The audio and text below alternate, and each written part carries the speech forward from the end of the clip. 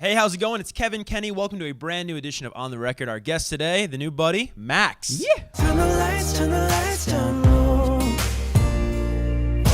Or as you say it, I like how you say it. It's three big letters. letters. Small guy. That's good. Yeah, man. Now, I can't be the first person to tell you this next thing. You have a smash hit record on your hands with Lights Down Low.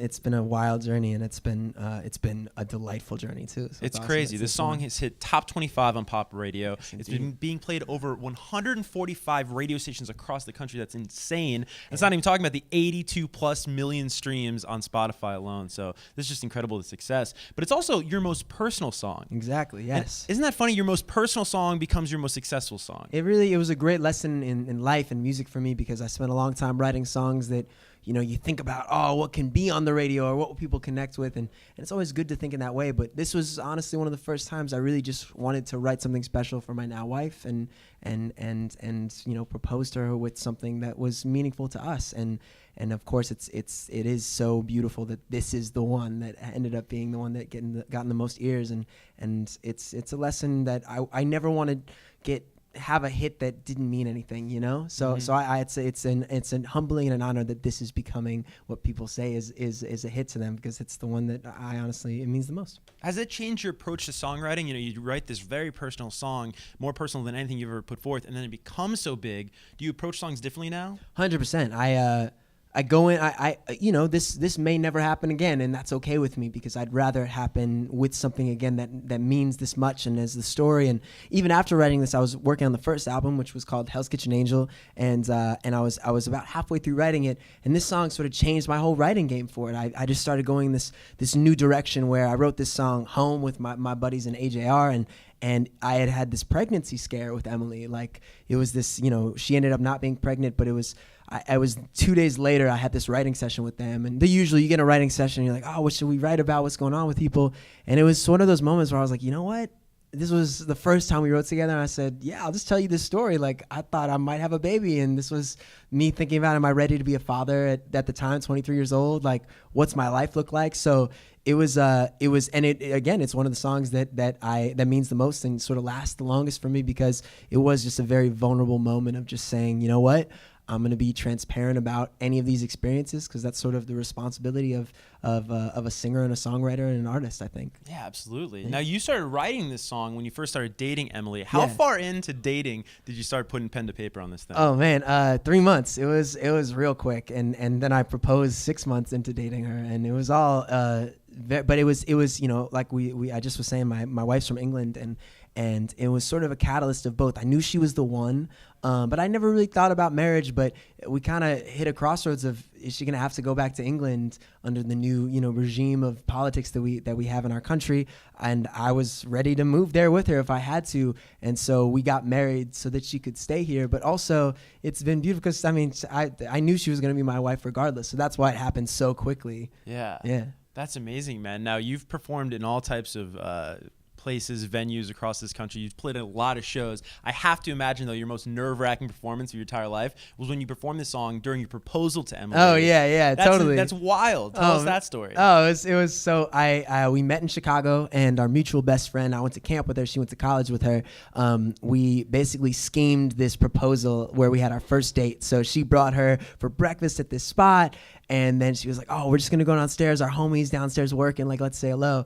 And they walk into this room, and I had hired a harp player to sing the song, because Emily and I would always joke about having this like dream world where we wake up to a harp player playing on our balcony and waking us up. And so she walked in, and at first there's these two classic pictures where one, she's looking around like, what's going on? And then she realizes what's going down, and she starts bawling out. And in that moment, I didn't really know how I'd feel either. I was super nervous for it. I was freaking out in all ways. And then I start singing the song, and I'm just like nervous singing it. And then I start breaking down crying. And then towards the end, I just proposed. I couldn't even finish the song. Crazy, man. It was really special. And my Hobbit family flew in with the ring, because we had just gotten the ring finished the day before. Was it a custom ring kind of deal? So it was my great grandmother's stone that I wanted to put in a ring that Emily would really love. So we kind of put the new and the old together. Finished the day before. My parents flew in from New York, and they were standing in the corner of the room watching the proposal, and it was like true Lord of the Rings style. They brought the ring, and it was a really special, just kind of crazy day. That's incredible, man. Now, in the time since the song's been out, some remixes have popped up. The one I really Yeah, like man. is the one with Nash. Oh, thanks, That's man. cool. How'd that come about? So Nash and I have been homies for a long time, and basically we always knew we wanted to collab. It was one of those things where we were like, oh, we got to do something together. And then at the time, I wasn't open about my marriage. I was secretly married for a little bit and not open about the relationship at all. And so Now, why was that? Just being private, separating the two lives? yeah, or? it was multiple reasons. I had been always open about my relationships, and this was the first time where we both said, you know what, like, let's keep this just us. I don't know let's just be private about this. And it was really nice for a long time. And then we got to a point where in the music world, of course, it's like, oh, you're a 23-year-old pop singer guy. Like, if you're married, it'll all go away. Like, you'll never be successful. And it was scary because I definitely, I love what I do so much. And that was a scary thing to hear. Like, that could be a possibility. And so I was secret about it for a little bit. It took me a long time to gather the courage to be open about it. And so during that time, I told Nash, I could hear his voice on the song. Someone was like, you guys should collab. And it hit me. I thought, you know what? He could be a part of this song. Like, I would love to hear. So I tell him the real story behind the song. And he connected with it immediately and wrote the verse that you hear on that version the day we talked and recorded it. Nothing different. So it was one of those really just special universe organic moments that you can't really recreate.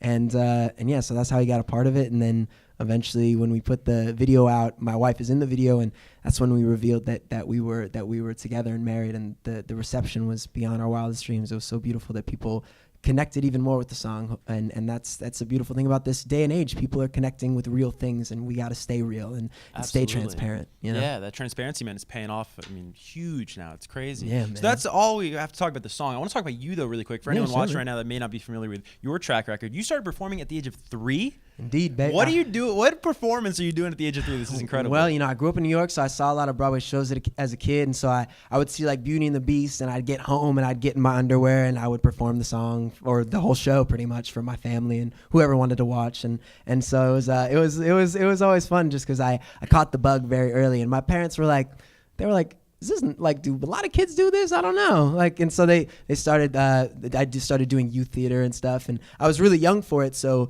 they put me in like Charlie and the Chocolate Factory, but there were no roles. So I became the king of the Oompa Loompas because I was like the smallest little person. Nice. And so I started kind of spoiled. I was like, everyone was carrying me around. I was like, yo, this is tight. I could get used to this kind of life. And then, I learned quickly how the hard work that it takes to continue to be in a career like this. But yeah, I caught the bug early, and I never stopped. Yeah, I mean, you've done so much in time since. You've been on Broadway, you've been on television. Of course, the music is going crazy right now. But I've heard you say in a recent interview where despite all these interests in the world of acting and in the world of performing, that music was always on the forefront. And I'm wondering, I'd love to ask you, what does music give you, or what does music allow you to do that maybe acting or being on stage doesn't? I think that it's always story driven, of course, and bringing that honest story to life, whether you're an actor or you're a singer or whatever else.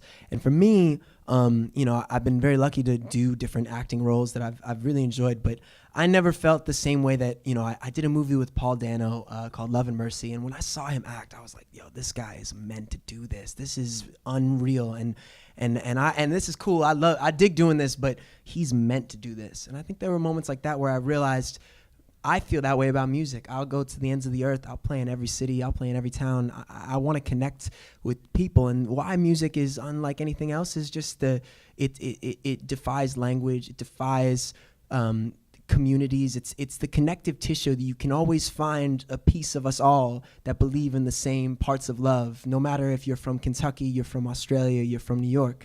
And so for me, that's what I love. I love playing Lights Down Low in different cities and trying to find that same connective tissue that puts us all together. Because when you find that in a room and it's a song that came from a real place, that is a transparent place, there's nothing more rewarding than feeling that connection with those people in a room and knowing we all feel the same way right now. And there's nothing else in the world when you find that special energy. Absolutely, man. Let's talk tour before we go. Yeah, You're yes, the road please. with Roses this fall. Roses, yeah, that's my gonna girl. be fun. Where can people get tickets watching right now? Yes. And then also, when does it kick off officially? We start October 5th. We're up in Vancouver. We do 30 cities across the U.S. and Canada. We're gonna be in New York. We're gonna be all over.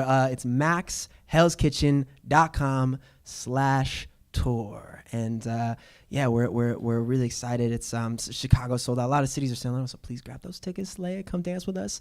And yeah, I'm so excited. Touring is my favorite thing in the world. Like I said, just it influences my writing. It influences how you feel about the music. It's the reason we do it, and that's what I love. You know. Absolutely, man. Yeah, man. Tickets still available, as Max just mentioned. The track again, Lights Down Low. I can't imagine anybody watching this has not heard this hit record. But if you haven't, please go out of your way, check it out. An amazing song. And Max, thanks so much for taking your time. Thank you, brother. Thank you, Billboard. Slay, baby. Yes.